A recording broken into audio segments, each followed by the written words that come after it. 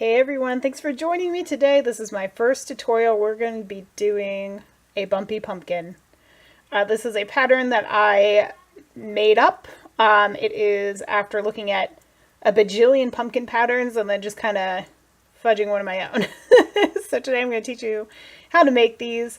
Same pattern for both of these pumpkins, but we are going to be making this one. What you're going to need for this project, other than the yarn of your choosing, is the hook that will be fitting for your yarn. We'll go over what I use in a second. Scissors, of course. Some polyfill or stuffing of your choosing. Obviously the yarn.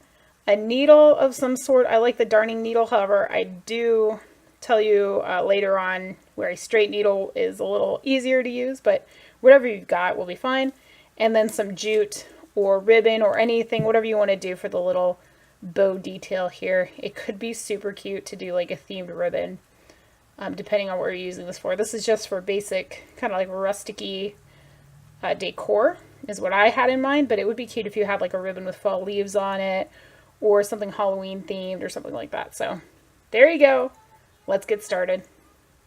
Okay, my kids are playing video games on the other side of the door, so sorry if you hear them in the background. All right, so for this pumpkin, this one with this color scheme, we're going to use, I used this Wool Ease Quick and Thick yarn. This is from Michaels. This is a size 6 chunky yarn. And then I used my 6.5 millimeter hook. I think it's what, size K? Size K. And I use the same, if you're doing this guy, or want to do one that's more like this, same hook size. And then this one I used the loops and thread. Sorry, my skein is a mess, but anyway, the Home Slim Chenille loops and thread. This is the color Terracotta. It's like really hard to find. Every time I go to Michael's, it's sold out. But yeah, that's another Michael's brand one. So this is how this one works up. And let's do this one. I was actually making these, making these for my in-laws, for just like, you know, little festive fall themed gifts. I made 2 already, gave one to my sister-in-law on my side of the family and my mom, and now I got 2 more women on the other side of the family that I want to make them for. And this thing is totally taped to it. Oh my gosh, it's like, ooh. Ugh. It's like hot glue. Do they use hot glue to get these labels on? Good golly, this is like super stiff and super stuck to my fibers here. Alright, well, hopefully by the time we get to that point, it's not so bad. Alright, we've got the end here. I love this. They make this wool in a bunch of different colors. I like the kind of more pastel-y colors. It definitely fits with my own personal style as well as the style of pretty much of everyone that I know. All the females of the family. Alright, so we're going to make our loop. And we're going to start by chaining 11 plus 1 for the turning chain. So 1, 2, 3, 4, 5, 6, 7, 8, 9, 10, 11, and then 12 for the turning chain. It will unkink as you go. I typically do amigurumi. I'm not so great at keeping things straight. So the first couple of these that I made, they were like, the edges of them were very wobbly, but it worked out fine in the end. Yes, you might have a little bit of a lopsided pumpkin. Like this guy, come to think of it, I don't think he was super straight either. But, you know, you just put the ugly side to the back and it's fine. Actually, maybe you can tell, it's slightly thicker back here than it is in the front. But it'll work up just fine, and sometimes it gives it a little bit of charm to be a little wonky, in my humble opinion. So basically what we've done to work up, like this whole pattern is just the same repeating pattern. It's going to be 2 rows of single crochet, stitches, and then 1 row of the alternating single crochet and the bump stitch, which I think might be a mini bobble. Hopefully you guys can tell me in the comment section, confirm or deny if I'm even telling you what the right stitch is. I think it's a mini bobble stitch. For the purpose of this tutorial, we're just going to call it a bump. So it's going to be single crochet bump, single crochet bump from, you know, so every 3rd row. And you're basically every bump stitch is going to be bookended by single crochet stitches. So if you want to make a larger pumpkin, like taller, just make sure that every stitch you do is just has a single crochet stitch on either side. So if you wanted to increase this, these are all 5s, 1, 2, 3, 4, 5 bumps. And then on the bottom, it has none at all. But we work this up after we do the main body of the piece, if that makes sense. So if you wanted to make it a little taller or a little wider, just like, for example, if you wanted to do 7 of these stitches, then you're going to have 15, chain 15 plus 1 for the turning chain, if that makes sense. And then you're going to have to kind of eyeball it for length, for the width of it. I think I would say for every 2 bumps that you add, you're going to have to add like 2 more bump rows. I hope that makes sense. All right, let's get back to it. Okay, so, so sorry. I had coffee with cream in it before I started this video, and that was a mistake. Cream, does cream make anybody else phlegmy? Makes me phlegmy. Anywho, okay, so we're going to just do a row single crochet. So we chained it. I'm going to do 1, 2, 1 in each little stitch here. And I'm sorry, I'm not the fastest crocheter in the world by any stretch of the imagination. I'm a lot quicker than I used to be, believe it or not. And once I get going, I'm not so bad. This setup is a little awkward. Usually I'm crocheting down in my lap, but yeah, just don't judge me too harshly. That's all I'm saying. I hate, now supposedly there's something called a foundation chain, which avoids you having to do this kind of single crochets back in the initial chain, which can be kind of a pain in the butt. I've never done that though. All right, so we did 1 single crochet in each chain. I'm going to chain 1 to turn it. And now we're going to go work back in the other direction. So here we go. Actually, you know what? This may be our first bump stitch one. Yeah, let's go ahead and do our bump stitch. So we've had, we'll count this as the first row. Chain back for the 2nd row. And then now we're going to work on our bump stitches. So we're going to do 1 stitch into the first stitch there. 1 single crochet into the first stitch. So for the bump stitch, possibly mini bobble, like I said, I don't remember, we're gonna yarn over, kind of like you're about to do a double crochet. You're gonna yarn over, pull through 2. If we were doing a double crochet, we would yarn over again and pull through the rest of them, but we're instead gonna restart the stitch on the 2nd one. Yarn over and pull through 2 again. So now we've got 3 loops on our chain. And now we're going to yarn over and pull through those 3. Alright, so that's our first bump stitch or bobble stitch, mini bobble. And now for the next loop here, we're going to just do another single crochet. It's going to kind of give us our first bobble. I did notice when I worked up this yarn versus this yarn, this one, all the bumps are pretty uniform. On this one, for whatever reason, you have some that protrude more. Like 1 row will be more, and then the next row they're a little less bumped out, if you will. And I don't know why that is. I guess it's just the way that we're, like which way we're holding the project, because it changes every single time. Alright, so we did our single crochet, we're back to the bump. So yarn over, pull through, yarn over, pull through 2. Yarn over, same stitch, yarn over, pull through 2, yarn over again, pull through all 3. All right, and then back to a single crochet into the next stitch. And there we go, there's our second bump. So I know it doesn't look like much right now, but it'll get there. So we did our single, yarn over, pull through. Wait, didn't I just screw that up? I think I did. Hold on. Yarn over, go back, pull through one, pull through two, yarn over. I'm hoping the focus on this is okay for you guys too. Alright, and then single crochet. And just as you're going, just kind of push your bumps to the front. So that's 3. We got 2 more bumpies to go.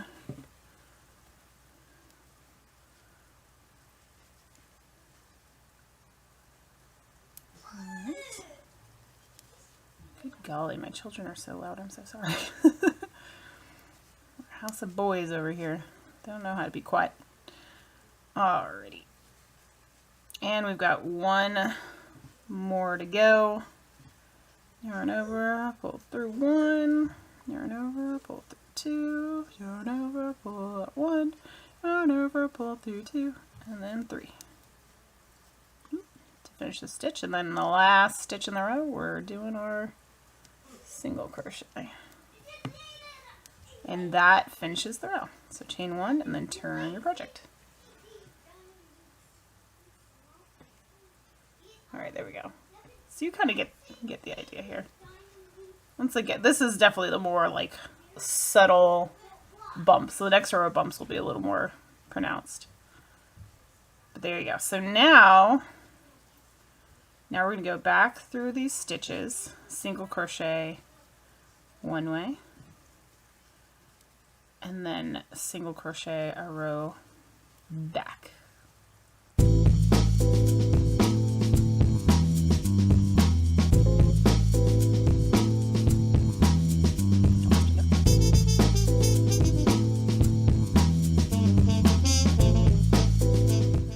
A quick note, this yarn is very fibrous. There's like a lot going on because it's a few of them twisted together, you know. So when you're finding these stitches to stitch there, just be careful that you're not pulling up more yarn than you intend to, or less, like you're feeding your hook through only a couple of the strands, if you know what I mean. Alright, so we went down, now we gotta go back the other direction.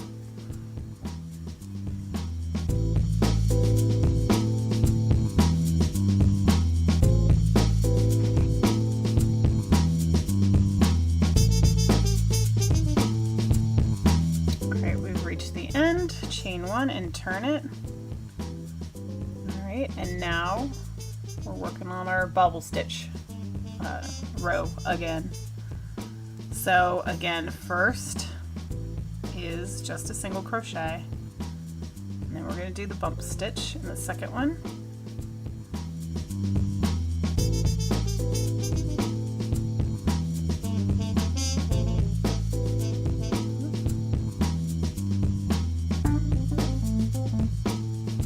You'll see this time what I'm talking about the bumps being a lot more prominent on this round.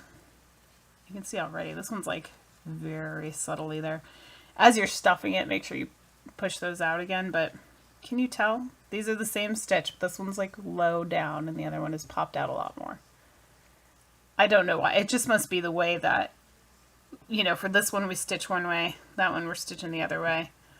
And I guess when you have the project facing away from you, for whatever reason, it just makes them pop out more. So just keep that in mind. I don't have a problem with it because to me, it's every other stitch. We're going to be doing 10 total rows of bumps for this size. And that's something else to keep in mind too. If you're going to be doing, you know, increasing the size, I would try to keep your rows of the bumps an even number, so that every other one, what am I trying to say? So that every, you know, you have a set of 2, so that it doesn't end up with 2 super, oh my gosh, I'm struggling now. Grr. Okay, let's try that again. So it doesn't end up that you have two like ultra bumpy ones next to each other and ruin kind of the uniform look of it. Also, when we go back and put the string in between the bumps, I like to do it every other, I didn't do it with this one. Actually, this one might even be 9. Yeah, I modified the pattern after I made this one, but it will be in between every 2 rows of bumps. And so it looks better when you match it up, that there's like the 2 different types in each. What do you call that? I hate it. Everything is a bump. Like, you know, like the side of the pumpkin where it like, yeah, hopefully you know what I'm talking about. Anywho, so it's just easier to do, you know, in between every other bumpy do. I hope I'm making sense. All right, let's finish this row. And then from here, it's just rinse and repeat until you have 10 rows of bumps.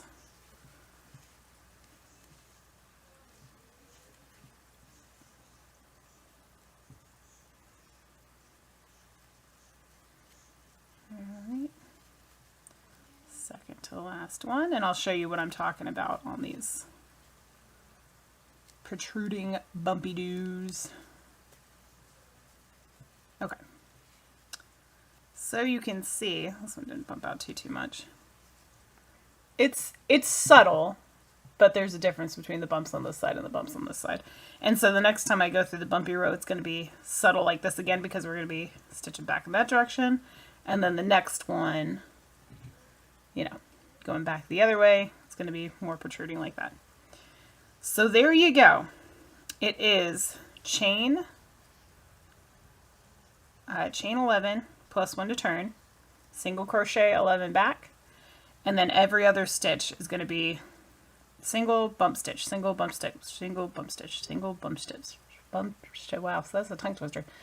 Bump stitch or mini bobble, I think.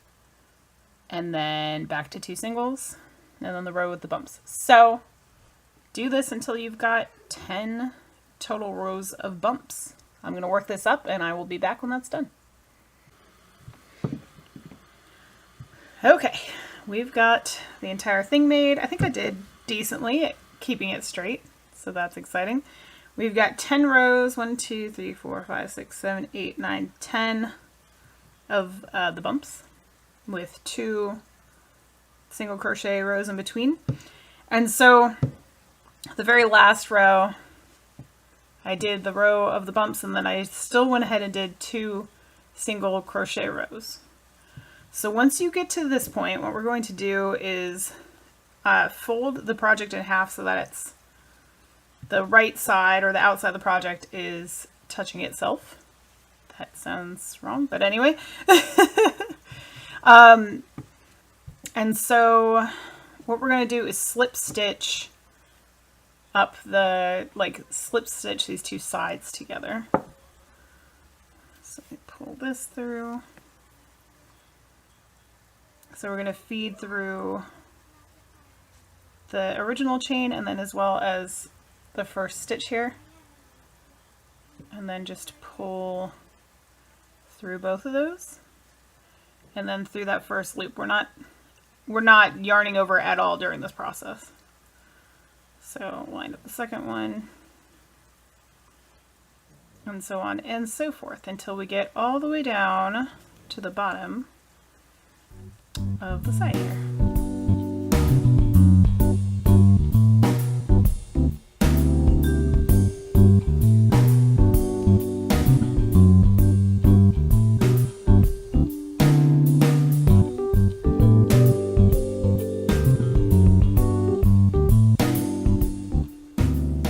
Alright, I kind of had to fudge it there at the end a bit because it was kind of, I don't know, like didn't align exactly somehow. I guess it kind of went a little crooked as I was going, but that's fine. It won't matter once we turn around. So when you have it like this, just chain 1.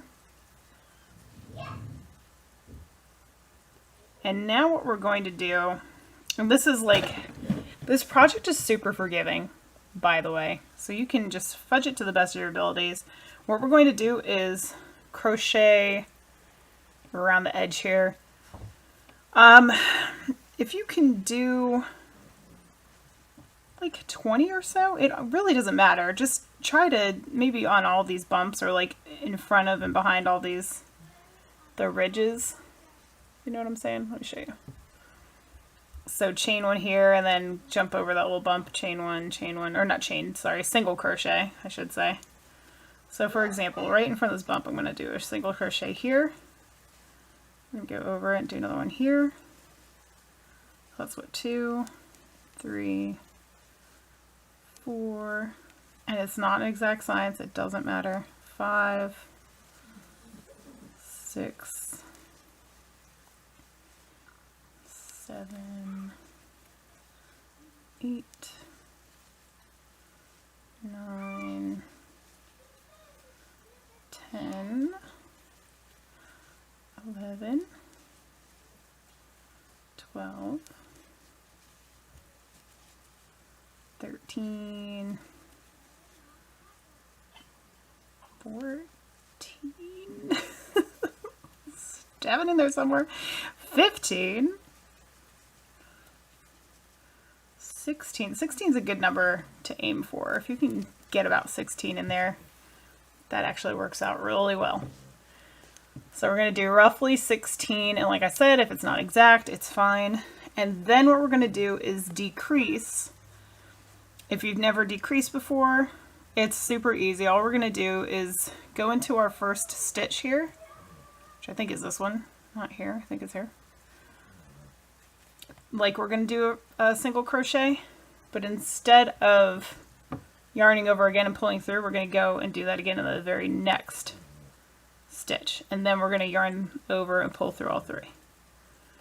So go through your next stitch, pull one, go to the next one, pull another, yarn over and pull through all 3.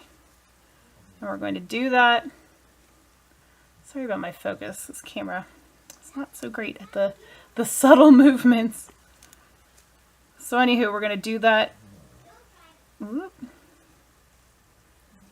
And struggle a little bit, and struggling is part of the fun, right? So we're going to decrease every stitch until we get back to that starting point again.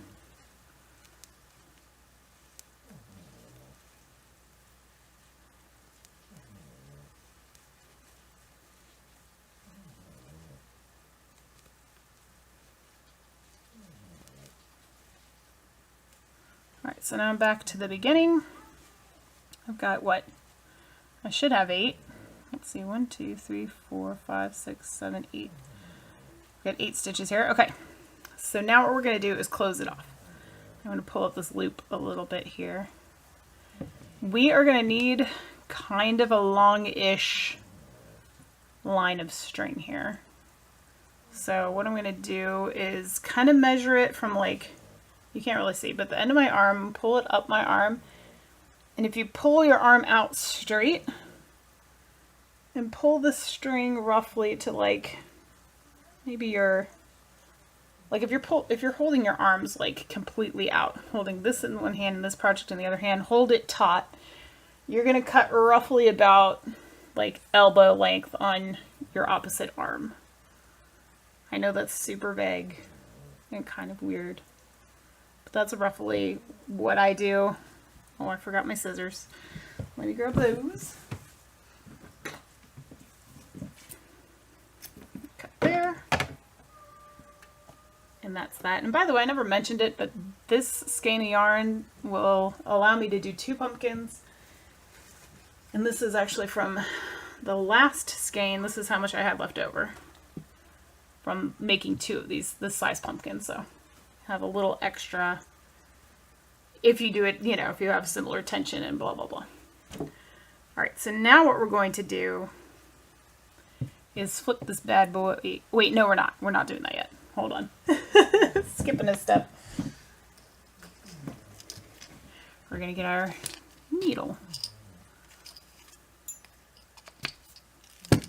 Okay. So first we have to close off this hole. That's obviously very important, so let's do that.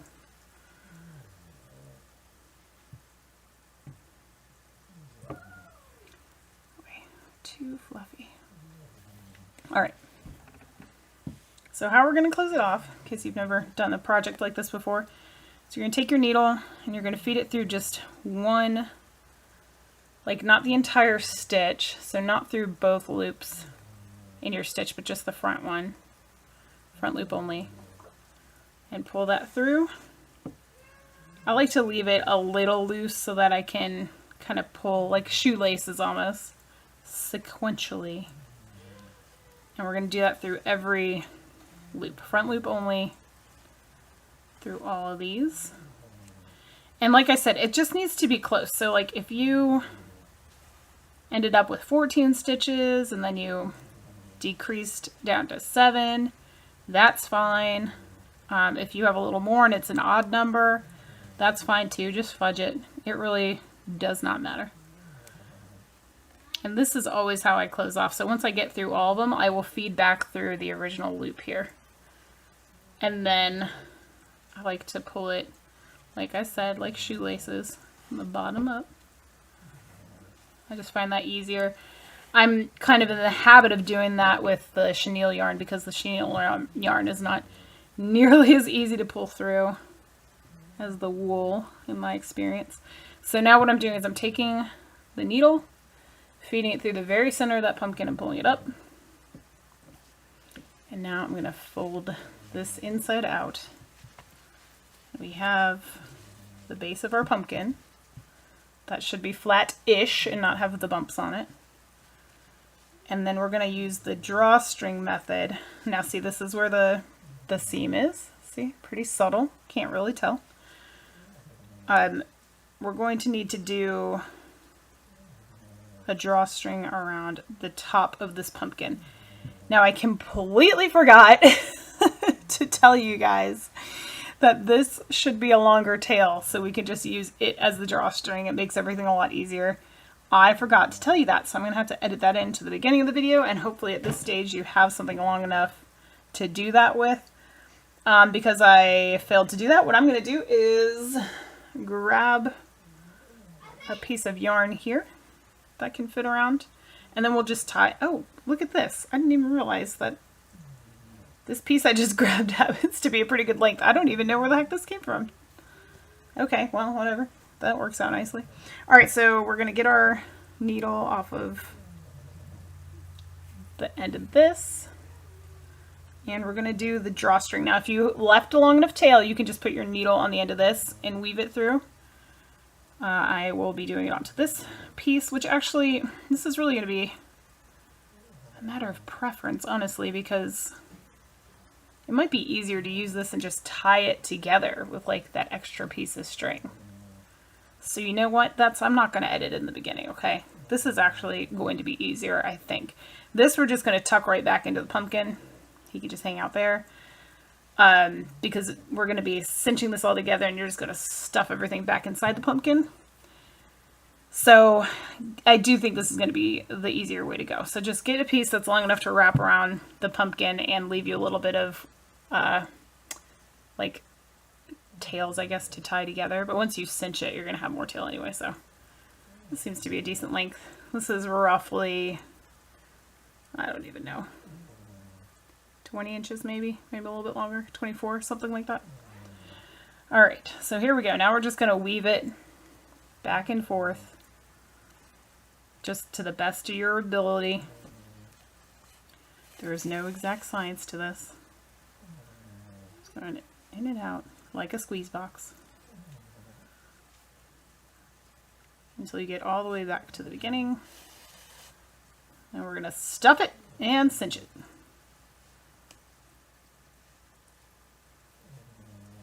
So another thing too, if you really don't feel like doing the decreases and finishing the pumpkin off this way, you could probably do the drawstring thing on the bottom of it as well if you wanted to. I just like the way this sits better, and also it does give it that additional little bit of space, because otherwise it's going to be even smaller of a pumpkin if you're cinching it all the way down there, so keep that in mind. But it's a workaround. It's a little cheat if you want to do it that way. Oops.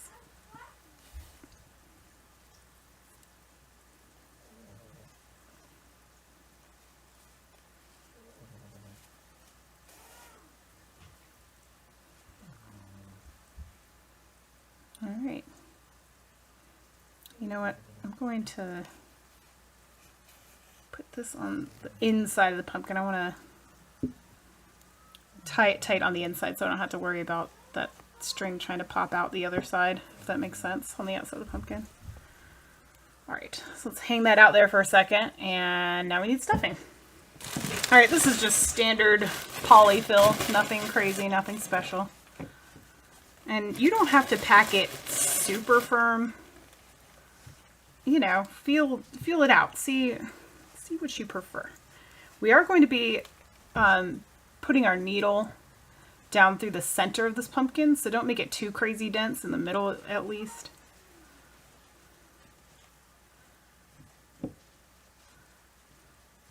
This one's pretty, I think this is probably fine. It's not like crazy dense, but it is once you cinch it and then tie the strings on there. Yeah, it should be good. It should be good. All right, let me let the dog out of my room. Okay, so now we're just gonna pull these drawstrings as tight as you please.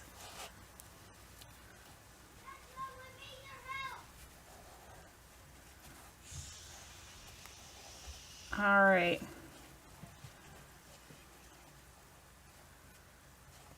So here's the deal. We do need to leave a little bit of a gap for the cinnamon stick, or whatever stick you choose to use for the stem. This is a little big. I would say like the width of the tip of your pinky, roughly. Should do just fine. All right, we're gonna tie this as tight as we can. Yeah, see, this is a little wider than I wanted, but that's fine. That's okay. We can still make it work. All right, we've double knotted it. Now we're just going to stuff this into the inside of the pumpkin. All right, so at this point, you can make a judgment call. Do you like the way it looks with that? Now I'm having a little bit of a glare now in the sun. Do you like the way it looks like this? Or do you feel like you need that extra little lines, or whatever you want to call them, grooves on the outside of your pumpkin? You decide. And if you are like me and prefer the lines, we'll go ahead and do that part next. So we do have this little tail still coming out of the bottom. And so let's get it back on our needle. There we go. All right, so we're going to go in between, as I mentioned earlier, in between every other bumpy row. Okay, so I'm just going to start here, feed it through the middle, and what I'm going to do is come up. I would say try not to like go to the opposite side and come up. We're going to go to the next one. So when we pull it back out the bottom, we're going to go to this next row, feed it through again, pull it up the next row, feed it through again, and so on, so that we're going around in a circle, whichever way you choose. And that is because if you don't, your yarn in the center here starts crisscrossing, and then it makes it harder to get a cinnamon stick in there, or a stem, if you will. So I'm just using my needle, compressing the pumpkin a bit, and then feeding it through until I can get it out the very bottom center-ish. Again, wiggle room in this project, so if it's not exactly in the middle, it's not a huge deal. Or pull it until it's a little bit taut. And there you go. That's our first pumpkin groove. So we're going over 1, 2. And this is where we stitch the thing together, so it's a little funkier than the rest of them, but that's fine. So in the end, we're going to end up with 5 of these little grooves. Where's my needle? That's the wrong spot. I have a darning needle that I'm using right now. A straight needle might be easier for this particular part of the project if you have it.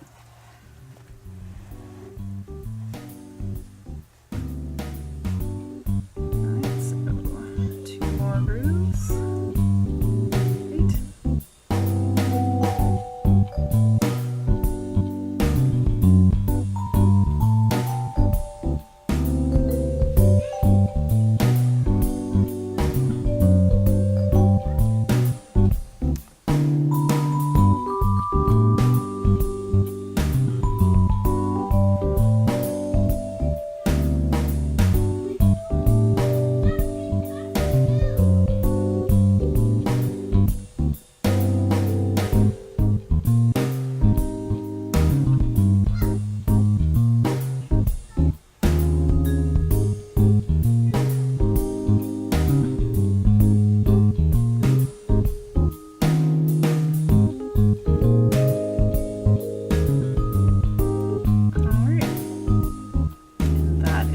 last one. So this is what we're looking like right now.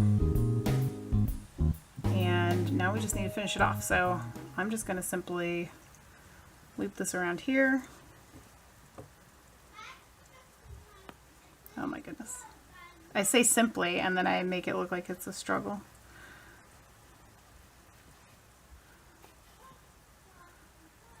Alright, so we're going to make a knot here. And sometimes I like to do two just to make sure it's extra secure. So do one over here as well, because why not?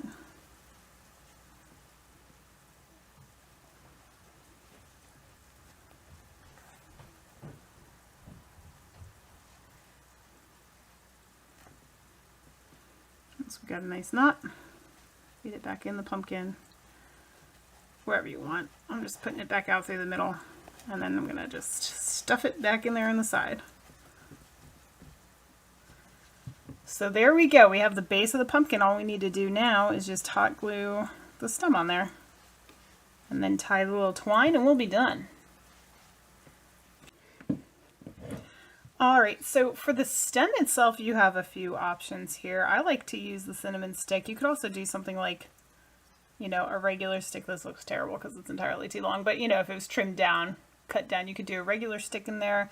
I've also seen where people take like a bundle of like twigs or something like that and tie the actual bundle together with twine or glue them together and use that as a stem. But to me, nothing beats the traditional cinnamon stick. This is a little long. Actually, you know what? I'm just gonna try to break it down to size because they're actually really not that difficult to break. Okay, apparently this one is. Oh my goodness. All right, well, I'll have to snap this down and glue it in. I am gonna do this off screen just because my hot glue gun is in the kitchen and I don't want to bring the whole camera rig over there. So let me just glue this in here, and then we'll do the finishing touches. All right, we've got the stem in there. And now the final step is just to put the bow on. So I have some twine here. This is just, I don't even know. Oh, jute cord. Pull that out of the center. I don't like to pre-cut it, honestly, because I always cut way too much, so. Do it this way, tie it on there. Do our little bow and tie that tight and kind of even it up to whatever length you want the little loops at. And I think that looks pretty good. So let me go ahead and cut off the excess here. And we're done. That's it. It's ready to be gifted. So there you go, guys. What did you think? Hopefully you found this tutorial somewhat helpful. I do apologize for the light situation. This is, again, my very first tutorial, so hopefully you got some use out of it. And if so, leave me a like and consider subscribing to the channel. And I'd love to get your feedback, so please put it in the comments below. Alright guys, thanks so much for joining me today. I hope to see you all in the next one. Take care. Bye.